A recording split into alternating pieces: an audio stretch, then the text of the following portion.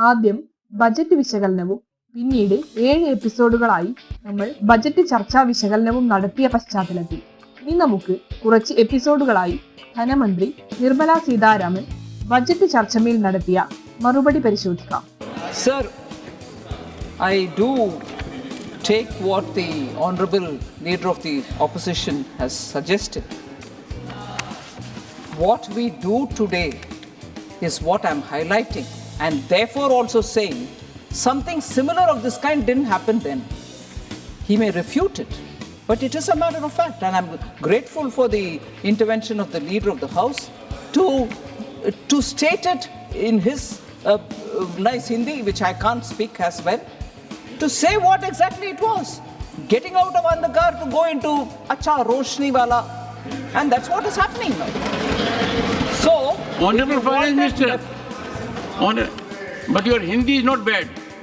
Thank you. Please go ahead. Thank you, sir. Sir, Please, sir, please. Honorable Finance Minister, please. Sir, it is not just me who's talking about what had not happened then, and it's not just me who's talking about what kind of things had happened then. I'm saying what not happened then and what kinds of things happened then, based on eminent people and their words. Take, for example, what one former governor of Reserve Bank had to say.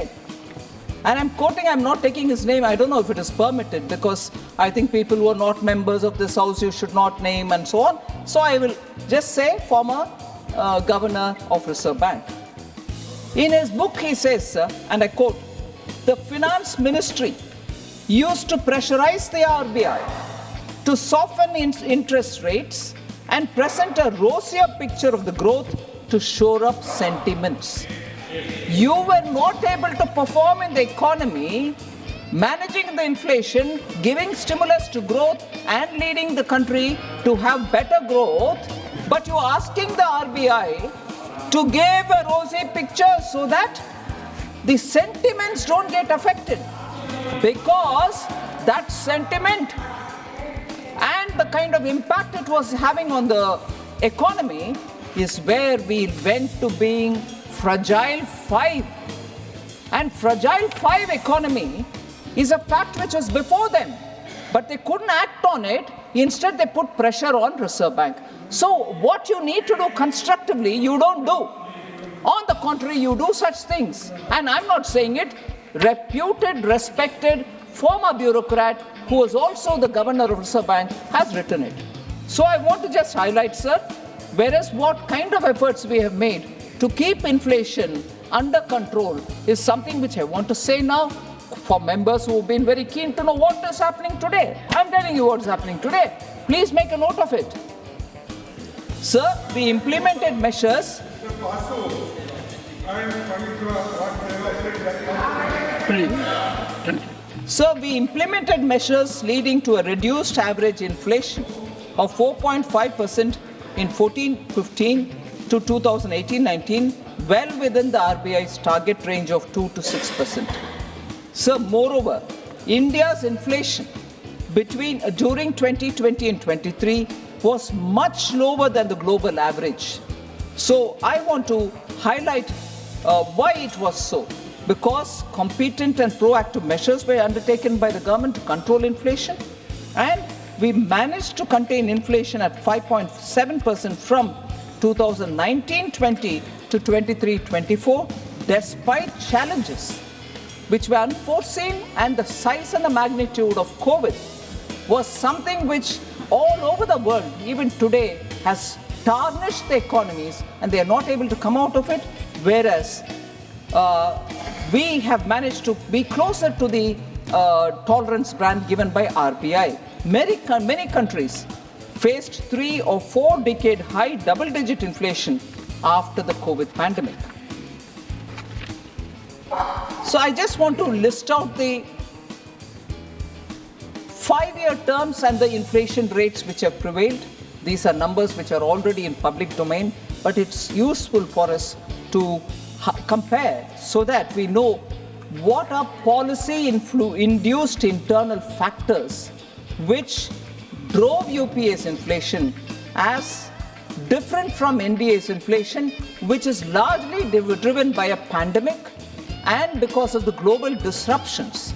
So the difference between the inflation then and the inflation now are very clearly before us.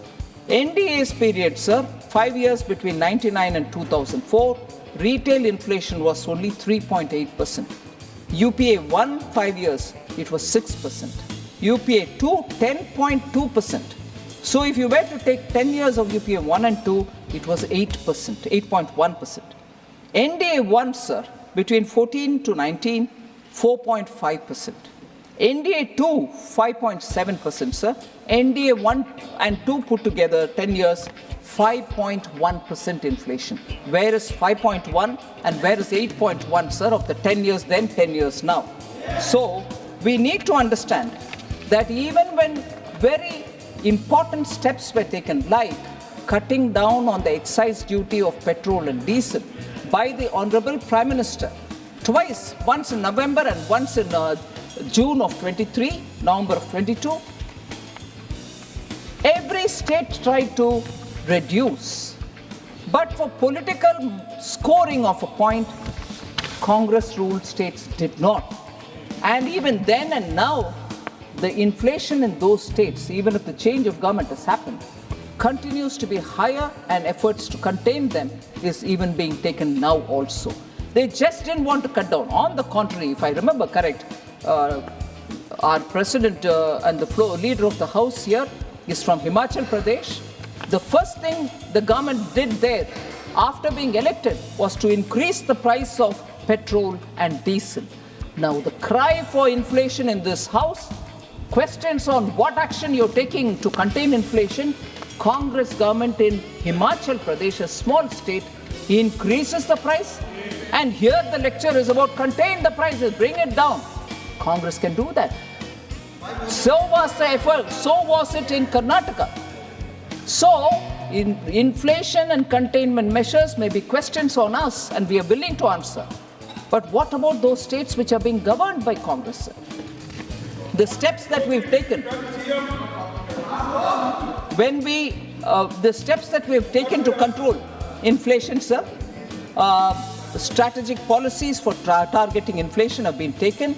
PM Garib Kalyan Anna Yojana is to make sure that people get the bottommost layer, poorest people get their grains at least, so that they can have some kind of assurance that they have something to feed their family with. Government continuously offloads wheat and rice from the central pool under the open market sale scheme to increase availability in the market. Steps that we are taking. To prevent hoarding and unscrupulous speculation, traders and wholesalers, big chain retailers, and processors were required to disclose their stock positions of wheat and rice. We follow them, we pursue with them, and then ensure that the stocks are coming into the market. Under the Price Stabilization Fund, sir, a dynamic buffer stock of pulses is maintained, and calibrated release of stocks contain the price, and we keep procuring to increase the buffer stock.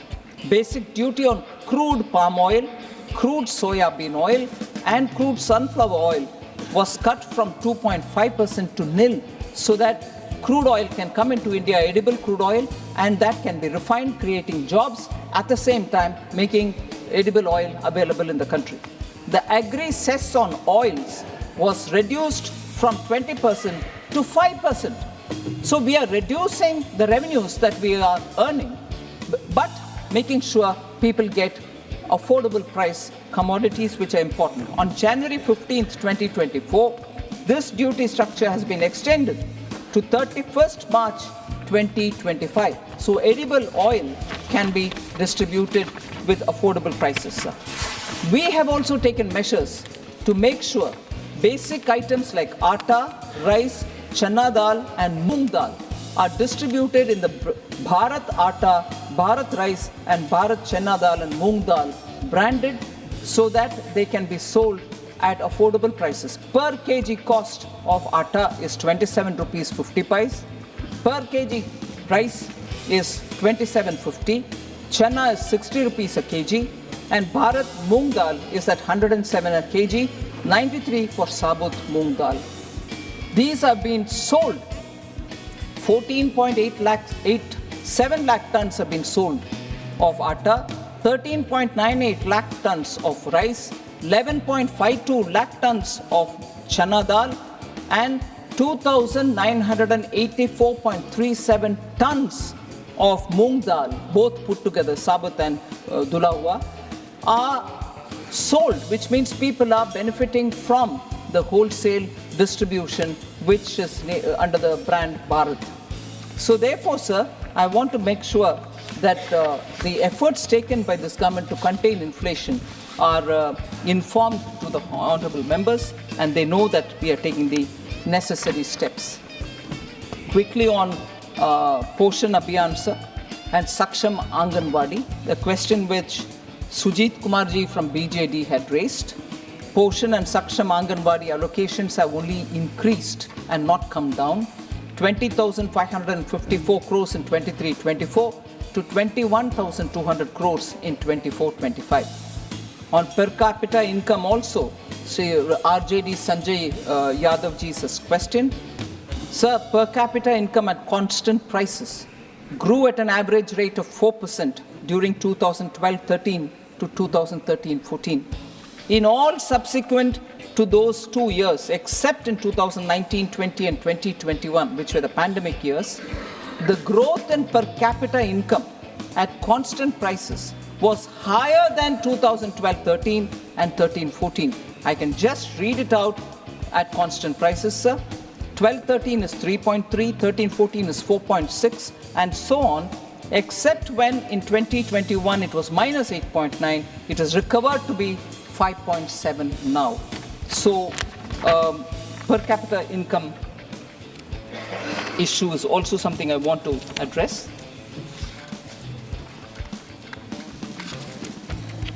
So this is a very important issue which has been raised, that arbitrarily we've been cutting the borrowing ceilings of non-BJP states.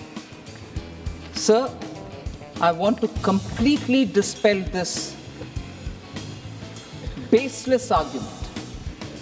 Central government follows the recommendation of the 15th Finance Commission for issuing borrowing consent financial year-wise uniformly to all states.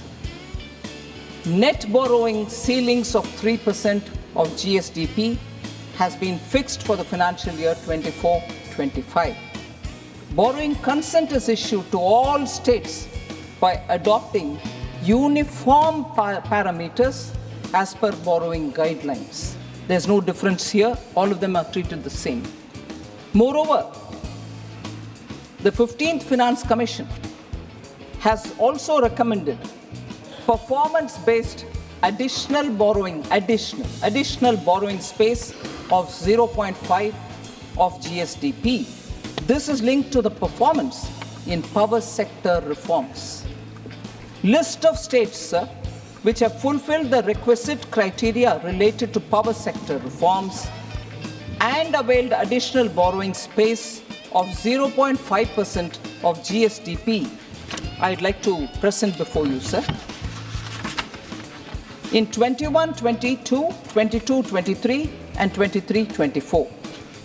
Example, West Bengal, 6,911. These are additional borrowing over and above the 3% which is given unconditionally. 6,911 for 21-22, 8,352 for 22-23. It is in crores or 7,200. No, this figure is in what? Crores. Crores. Crores, sir. Sorry, thank you. So 6,911 crores, 8,352 crores, 7,276 crores for 21-22, 22-23, 23-24. If that is West Bengal, sir, Tamil Nadu, 7,054, 21-22 crores, 5,775 crores, 9,656 crores additional borrowing allowed each year because of power sector reforms.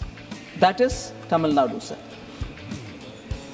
Kerala, 4,060 crores, 21-22.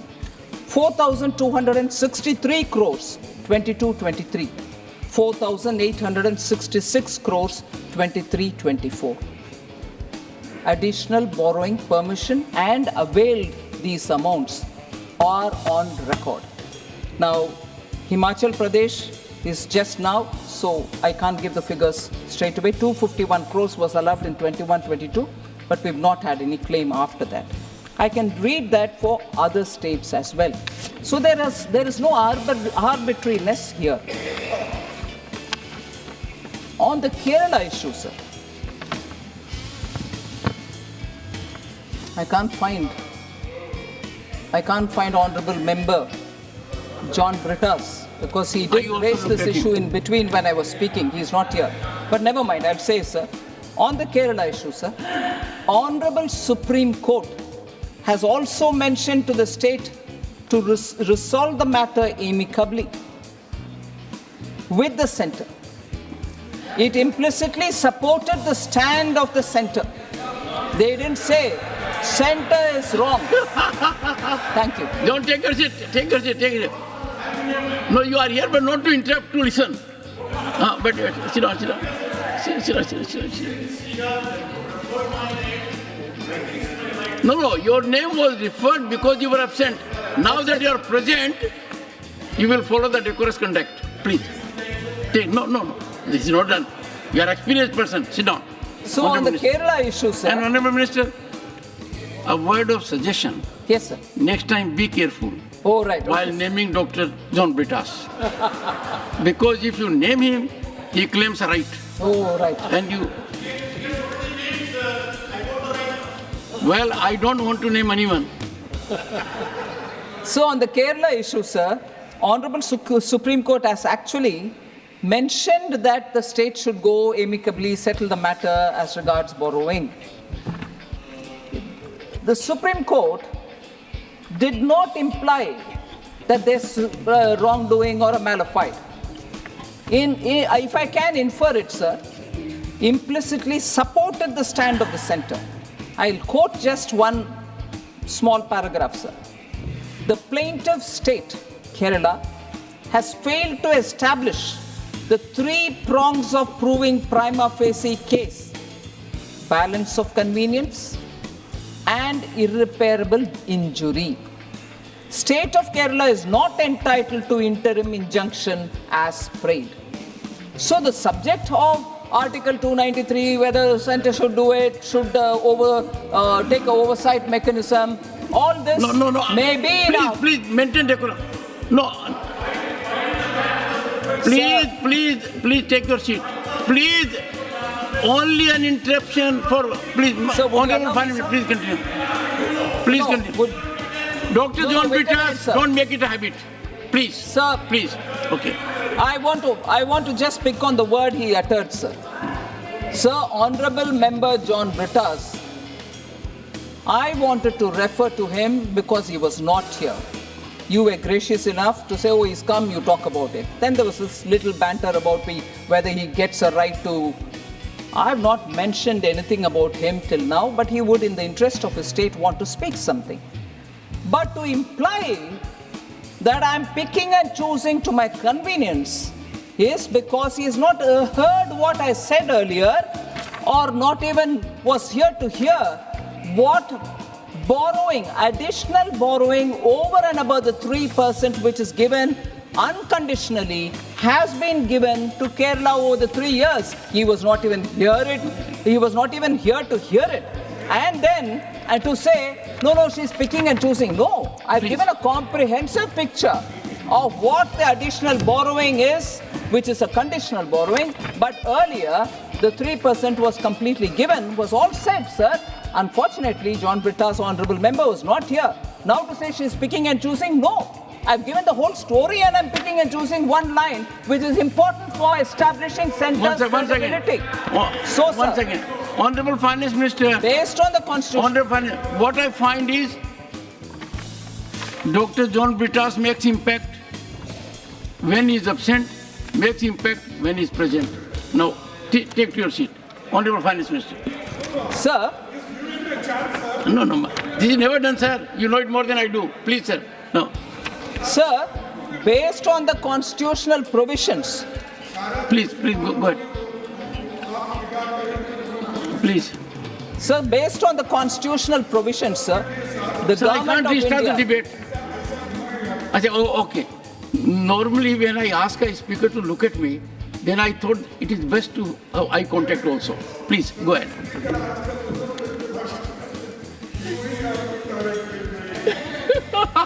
So I'm following the rules, sir. Yes. No, the leader of the opposition has appreciated you. Thank you very Please much. go ahead.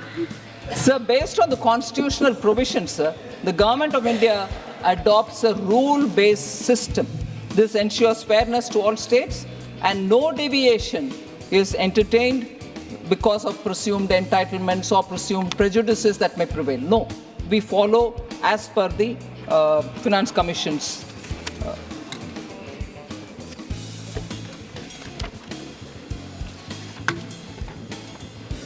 So they related somewhat to this was this question on tax devolution to states is less than what is recommended by Finance Commission, a point that Sri N.R. Elango from DMK had raised. I'm not sure he's here. And you also have Honorable Member, Senior Member Tiruchi Shiva. I want to take a minute on this one, sir. We've heard members raising this voice that centre does not devolve actually 42% or the 41% post J&K becoming union territory. I want to clarify on this a bit.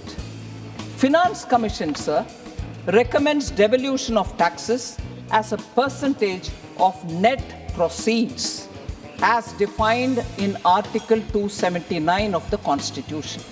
Net proceeds. Net proceeds is calculated after deducting cesses, surcharges, and cost of collection from the gross tax receipts. So the first matter is gross tax receipt. From there you remove cesses, surcharges, and the cost of collection, and then you arrive at net proceeds, and it is from the net proceeds is the devolution of 41% or 42%.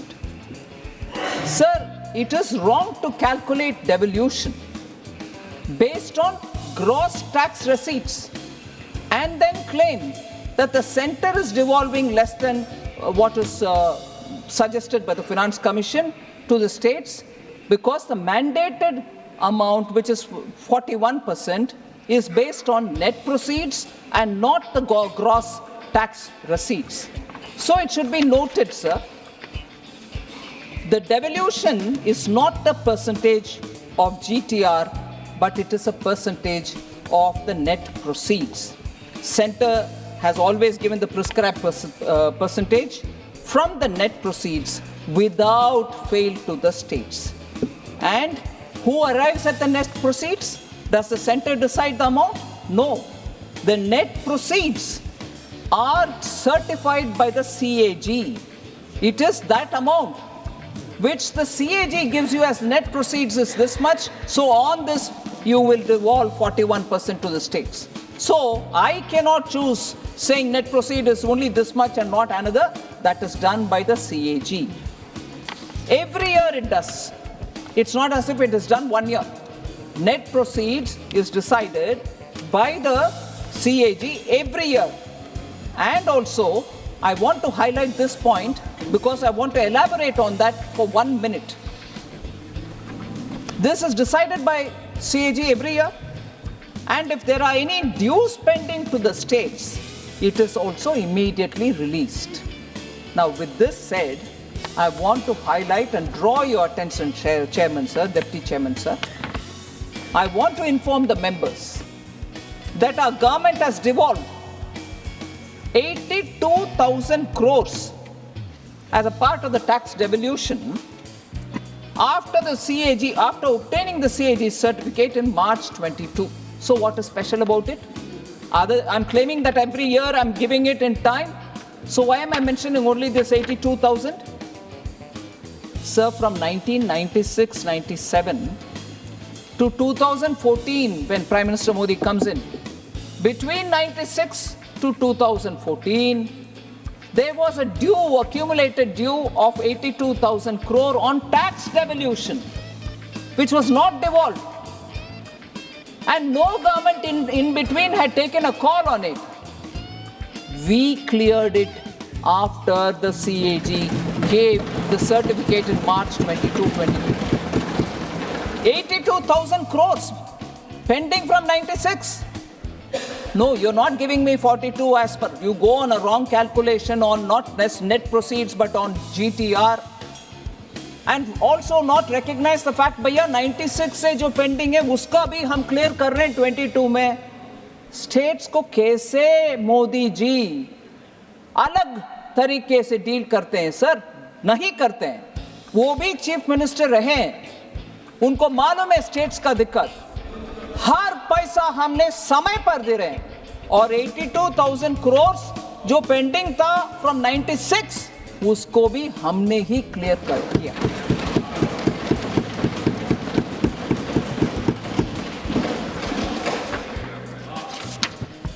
Sir, almost at the end, sir.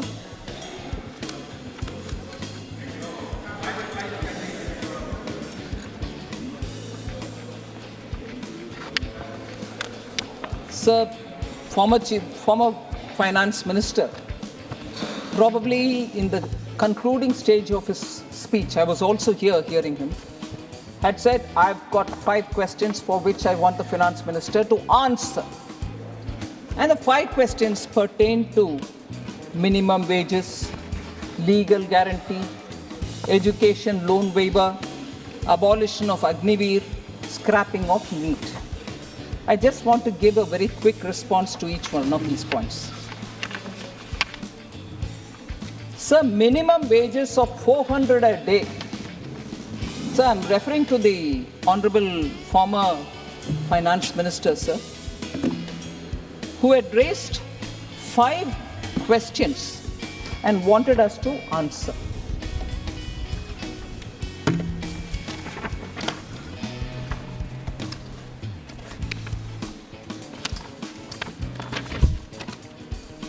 Sorry, so 1 minute.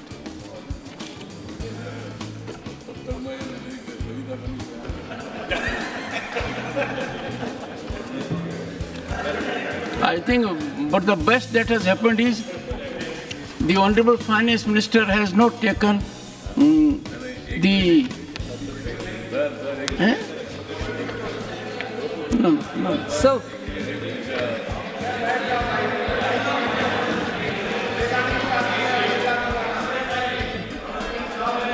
No.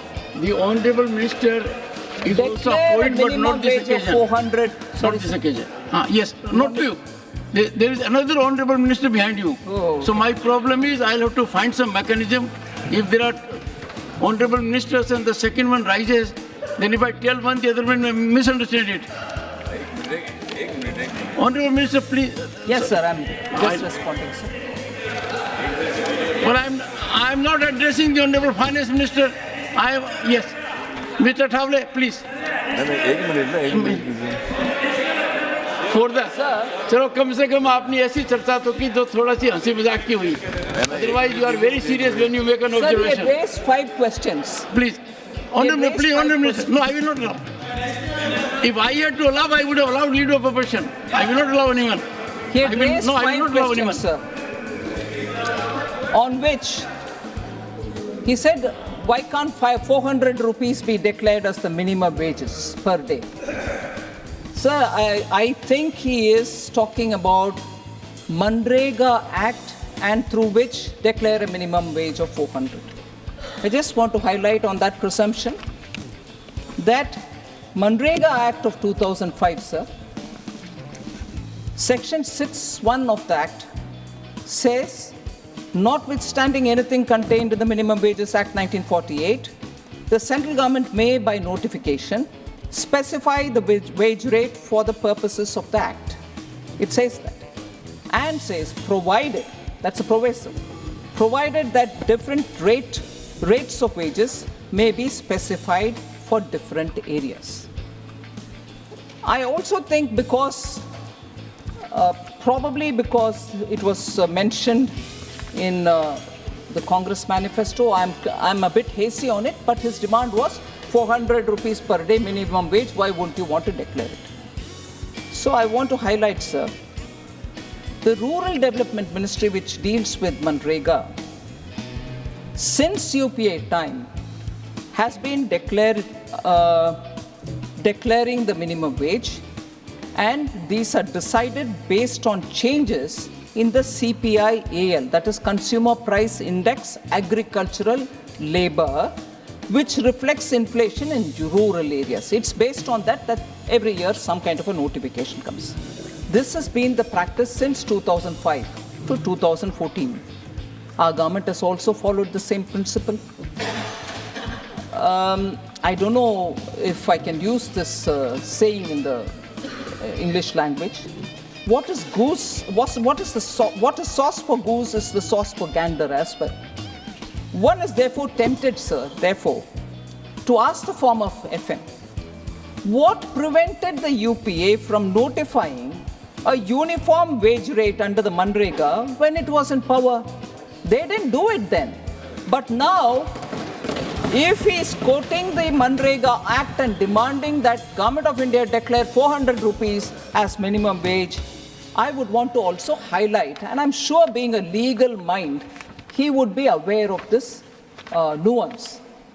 The Minimum Wages Act of 1948 also empowers the states to fix minimum wages with respect to categories, various categories of employment, unskilled employment, and so on. So in the states, minimum wages are again fixed differently for different states.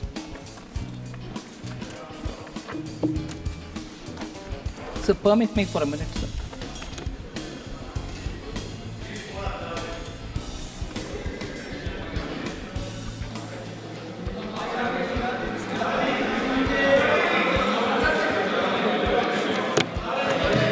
So, Minimum Wages Act, sir, are fixed by states for different kind of employments, just as Government of India also fixes minimum wages for railways or the mines or many other things which come under its subject.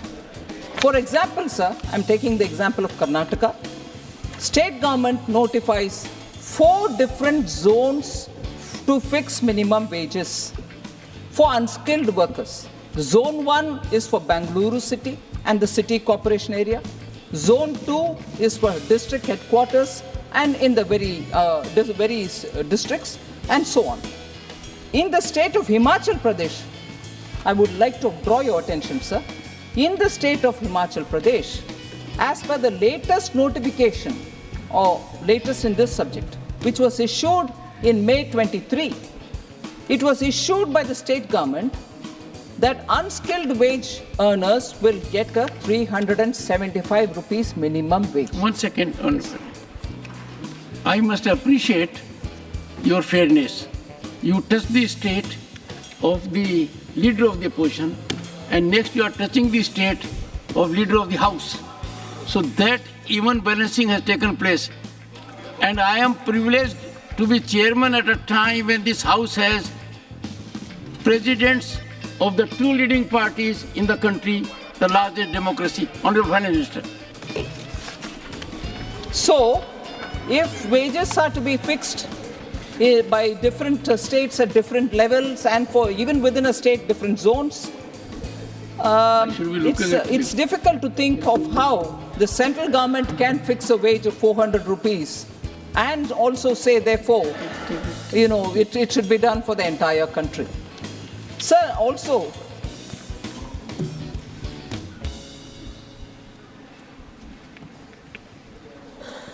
it must have been a slip of the tongue. I don't want to pick on it, but I'm very tempted, sir. In a speech, I think he claimed that he travels 500,000 kilometers by road every month. Must have been 500,000. We can overlook it.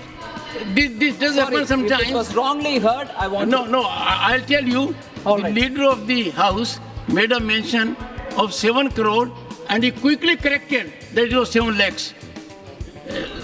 So from that we can ignore. All right.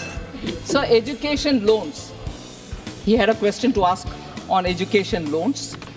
So we have already announced measures for education loans in this budget for helping our youth who have not been eligible for any benefit under government schemes or policies. We have announced a financial support of 10 lakh for higher education within the country.